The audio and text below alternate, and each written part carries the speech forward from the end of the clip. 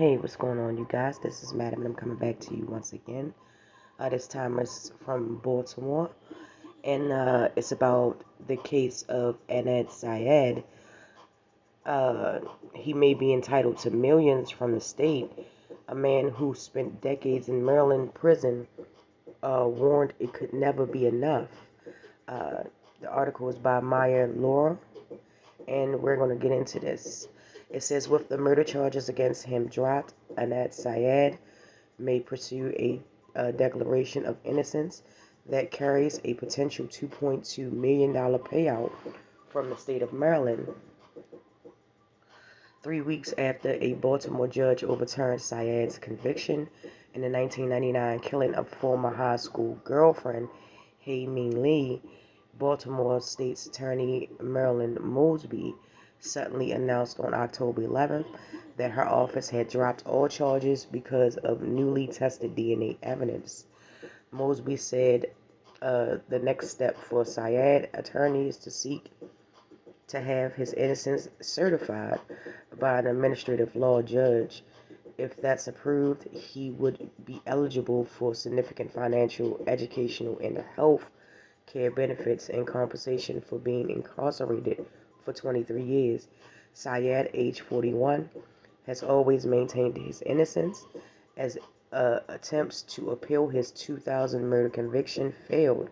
Questions about the evidence against him rose as the serial podcast. Then the prosecutor and the defense told the Baltimore Circuit Court this fall that prosecutors decades ago failed to inform the defense of evidence about two alternative suspects. Mosby followed up by saying DNA evidence of Lee's shoes, which were not previously examined by genetic material, found the DNA of four people, none of them being Syed. People who have been exonerated in Maryland said whatever the state might pay Syed could be nearly couldn't be nearly enough. Excuse me. Kirk Bloodsworth, who served over 8 years in prison and was on death row for the killing of a nine-year-old Dawn Hamilton, which he didn't commit, said the money is a drop in the bucket compared to what is lost. I wish him the best. They really messed that man's life up, and they owe him everything, Mr. Bloodworth said, who has been awarded more than $700,000 from the state, and and who had been awarded more than $700,000. Excuse me for repeating. They should take care of him for the rest of his life, as they should, because yeah. Sean Ombers, executive director of the Mid-Atlantic Incarcerated Innocence Project, said financial landscapes for wrongly convicted prisoners is pretty bleak upon release, so compensation is important. Most of them are coming out of multiple decades, so they are coming out typically at middle age, sometimes a little past middle age, Umbers said. Our clients are coming out mostly to nothing, and they have to do, starting as much older, what most of us were able to start in our 20s, which is true. The group works to prevent and reverse convictions of innocent people in Maryland, the District of Columbia, and Virginia. According to its website, Albers said of the 38 fully exonerated individuals associated with the organization, including 13 in Maryland, 27 received some form of compensation. With one petition pending, most of them were compensated in 2010 or later. The federal government, 38 states, and the District of Columbia have compensation statutes, although payouts vary according to the Innocence Project, a national nonprofit that works for to free innocent people and prevent wrongful convictions. In Maryland, no compensation standards went into effect last year under the Walter Lomax Act. Five exonerees have received compensation since, including four who got payment to supplement awards doled out before the new law. Bloodsworth, age 61, who was one of those. He was convicted in 1985. DNA evidence cleared him, and he was pardoned in 1993. The next year, the state awarded Bloodworth a lump sum of $300,000, according to the chart prepared by the Maryland Board of Public Works. Last year, he was awarded an additional $420,000 to be paid out over a fiscal year. A wrongful conviction and convicted individual can be eligible for compensation via two paths: through a pardon from the governor, or by proving their innocence by presenting clear and convincing evidence to a state's administrative law judge through the Office of Administrative Hearings.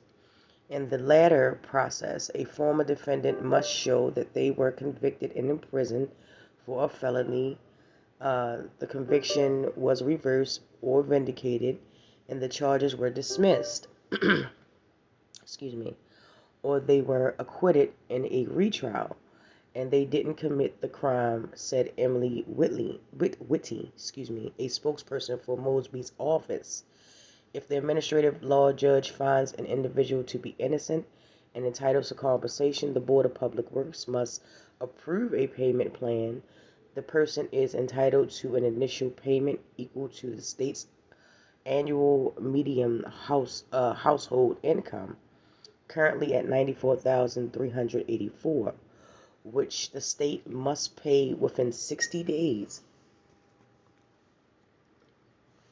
of receiving the judge's order. The board has discretion as to how it will pay the remaining amount due, but must do so within 6 fiscal years. Syed's attorney, Erica Sutter, declined thought a spokesperson through a spokesperson, for the Maryland Office of Public Defenders to comment on the article. I mean, as she should. I mean, there's still a lot of moving parts with that associated, so I would think that she wouldn't say too much. You know, well, in the general office are parties such proceedings in the Office of Administrative Hearings can be appealed. An administrative law judge decision to declare a former inmate eligible or ineligible for compensation. He has to be certified through the certified process as soon as possible. About Syed's eligibility for compensation, Mosby has said her office will work with Sutter. Syed's eligibility, for compensation, to ensure that the process is done. Attorney General Brian Frost's office, which represents the state during Syed's appeal, has disputed that evidence was never withheld from the defense attorneys. Asked whether it would object if Syed pursued compensation, spokesman R. Combs declined to comment. Under the Lomax Act, those who have been incarcerated for crimes they didn't commit are entitled to compensation determined by a formula that uses statewide median household income and number of days they were in prison. If declared innocent, Syed would receive roughly $2.2 million. Other forms of compensation include up to 5 years of education and housing, job training, and at least 5 years of health care, as well as reimbursement for anything a former defendant has paid in court fees, fines, and restitution. Attorney Neil L. of Brown Goldstein and Levy has represented clients who sought compensation, including Bloodworth. He said in his experience, when someone wins a fight for financial compensation, they also receive the full slate of benefits. All of the cases he's dealt with so far and have been resolved in under a year. The law governing compensation for victims of wrongful convictions is named after Lomax, who spent nearly 40 years in prison after being wrongfully convicted in a 1967 killing.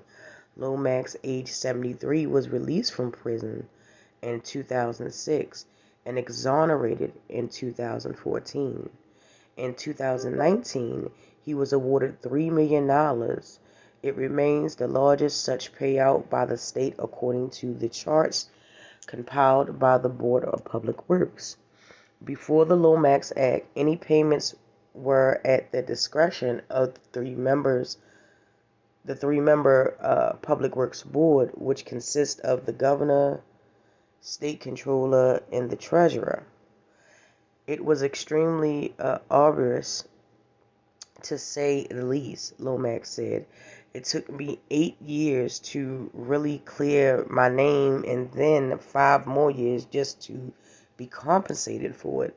Lomax fought to get the new legislation passed and signed by Republican Governor Larry Hogan, standardized payouts. He, Bloodworth, and Albers agree the new system works much better than the previous litigation. What was a issue for me is that they had really taken thought as much as they did just to even consider awarding me, Lomax said. I've been very fortunate, extremely fortunate, and the relief that I felt was because I understood what that experience was like and knew what I had to go through just in order to get to that point. Is that no one else would have to have the experience, which is understandable. I mean, sheesh. Umber said people often use their compensation to build a life at the prison. For the most part, exonerees are using this money to buy homes, to take care of their families, to pay for education. Amber said people are really using this to provide for basic necessities, and there are going to be people who spend money on things other would consider frivolous. But frankly, like if someone spent 35 years in prison, who am I to judge if they want to buy a nice car? Only very recently, developments have introduced the possibility that Syed could become eligible for any such compensation. Late fall, Sutter asked prosecutors in Mosby's office to review the case under the Maryland's new Judicial Restoration Act.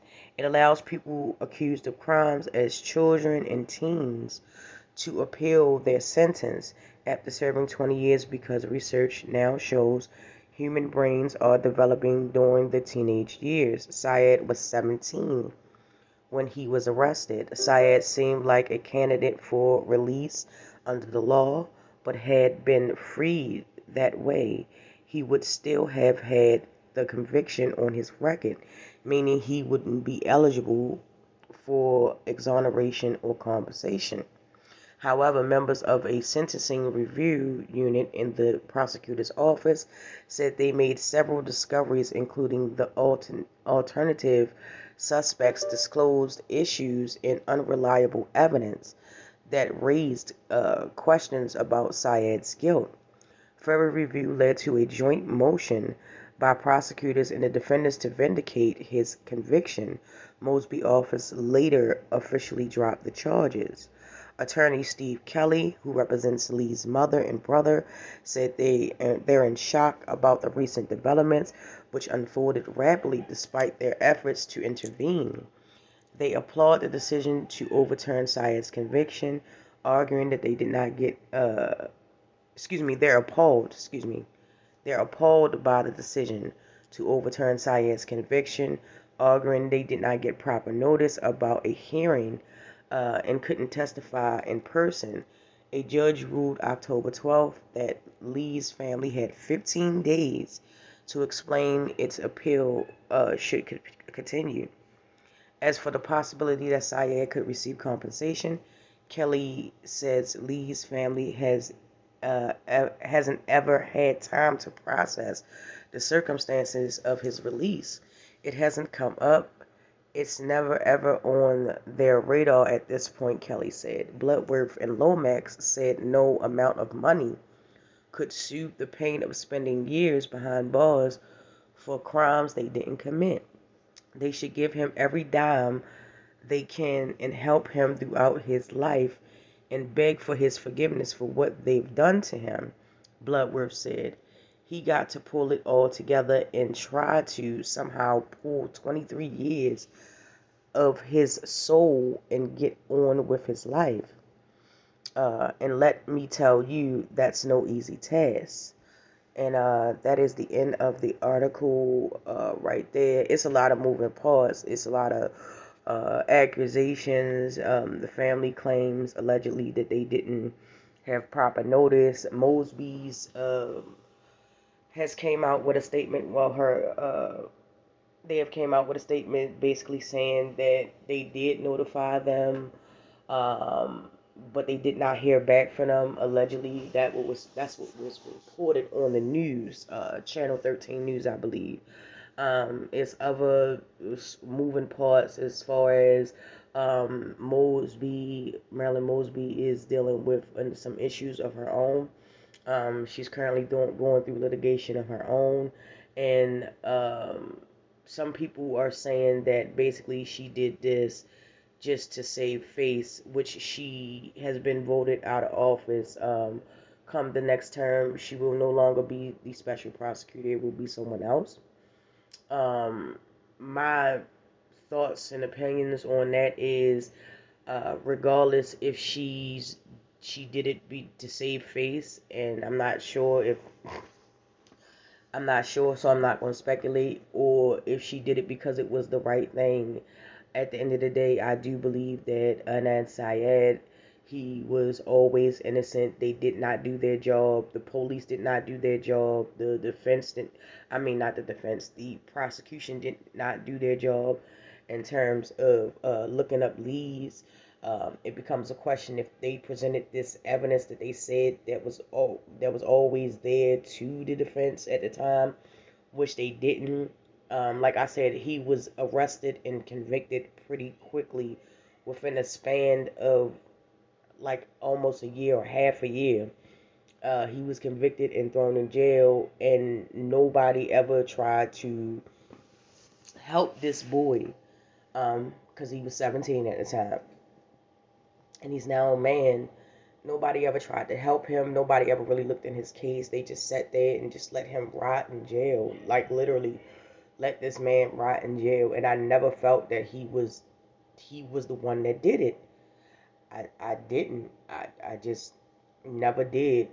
Um, you know, he's missed all his 20s and missed all of his 30s. All he knows is prison life. Mentally, I would assume that would take a toll on a person for the last 23 years being accustomed to a certain routine. When to get up, when to shower, when to have recreation, when to have visits with the family, when to do this. That doesn't go away just because you're able to walk out of prison. It doesn't. It takes years of therapy for some people. It takes years of uh, essentially just reworking the mind, trying to focus on the opportunities and possibilities. I feel like they should pay this man, and I feel like they should take this stuff off of his record because he did not do this. Um, Apparently, he's been cleared by DNA evidence. DNA evidence from 2000, 1999, 2000 has came a long way. So yeah, give that man what you owe him and take it up as a loss. Um, a lot of people will not say this, but a lot of prosecutors, in some cases where the defendant is found innocent, they will not admit that they dropped the ball. They will not admit that they did not do their job. And you have to understand, just because you're a prosecutor or a police officer or anything like that, you're still human. I mean, people do make mistakes. And, you know, for you not wanting to admit that, and but then say, oh well, this person is doing that. I mean, she's already out of office. What more can she? What more can, in my mind, what more can she hope to gain? Come next term, she's out. They already have a new prosecutor um, lined up to take over the helm as soon as her term is over. So my thing is, I mean, I feel like she just did the right thing. Um, she could have done the right thing, and she did. And I'm glad that he's free, and I wish him and his family well. Still, my condolences to the Lee family. No one should have to go through that, and I'm sorry for their loss. However, um,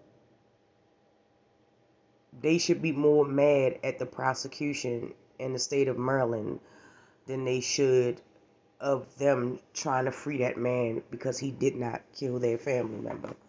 And that's just my thoughts and opinions on that. Um, Pretty much. Thank you so much for sticking, with me this far in this video. I know it's been kind of long. The article was kind of long, but I feel like it's important. If you listen to the hit podcast Serial, then you know exactly what I'm talking about. And it always feels good to see anyone that is wrongly convicted to be free. Um, like I said, I wish all parties all the best. Even Mosby, after she leaves office, she was a pretty good prosecutor. Um, she just didn't want to play politics and she didn't want to play ball with a lot of them, in my opinion. And yeah, she's out. So that's just my opinion. Take it with a grain of salt. I have no insider knowledge or anything. Um, but she's been ruffling feathers since she got here. She has done some pretty amazing things in terms of law and convictions and stuff like that. Um, she did not go along with the status quo. She did it her way. And I appreciate that from Mosby, regardless if what she's going through right now. What she's going through right now is a totally separate thing. But yeah, pretty much. And I hope that Syed, Mr. Syed, is able to lead a fulfilling life, a long life, and I wish him happiness and prosperity. And with that, you guys, join me down in the comment section so we can talk about this story or any other story that I may have on my channel. And thank you once again. Don't forget to like, subscribe, and share. But come holler at your girl in the comments. I'll get with y'all in the next one.